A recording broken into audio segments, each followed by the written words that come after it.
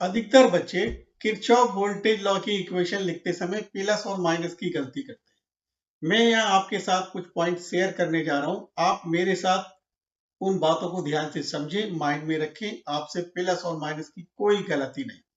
Number one, resistance के case में current always high potential से लो पोटेंशियल की तरफ फ्लो होता है, और पोटेंशियल ड्रॉप कहें या पोटेंशियल राइज कहें, वो आई आर के इक्वल होता है। इसमें आई उस रेसिस्टेंस में फ्लो होने वाली करंट है। आप इक्वेशन लिखते समय करंट की डायरेक्शन में चलकर इक्वेशन लिख सकते हैं, करंट की डायरेक्शन के अपोजिट चल के इक्वेशन लिख सकते हैं।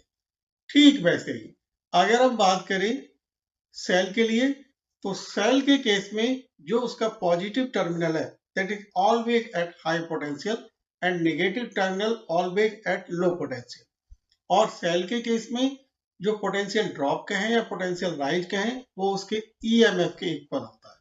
करंट की डायरेक्शन का सेल के केस में कोई रोल नहीं हो सकता। हम इक्वेशन लिखते समय ए से बी की तरफ चलते हुए इक्वेशन लिख सकते हैं, या बी से ए की तरफ चलते हुए इक्वेशन लिख सकते हैं।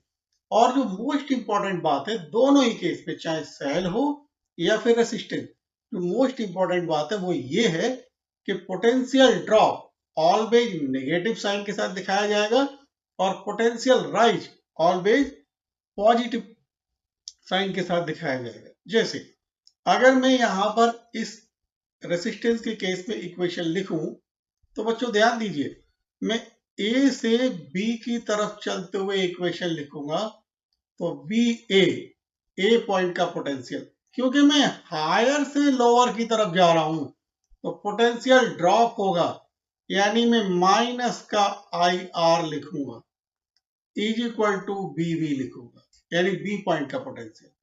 ठीक वैसे ही अगर मैं बी से ए की तरफ चलते हुए लिखूं, तो मैं बी पॉइंट से स्टार्ट करूंगा, यानी बी बी प्लस का आई आर लिखूंगा, क्योंकि अब मैं लोअर से हायर जा रहा हूं, इज इक्वल टू बी ए लिखूंगा।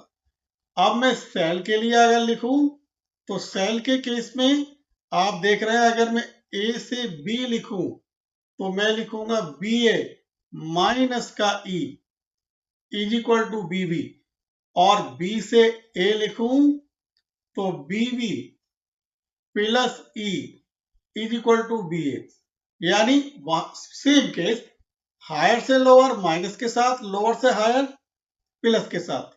मैं यहाँ पर एक फिगर आपको दे रहा हूं, इसकी इक्वेशन आप लिखें और कमेंट बॉक्स में इसको सही आंसर लिख के मुझे बताएं। ओके।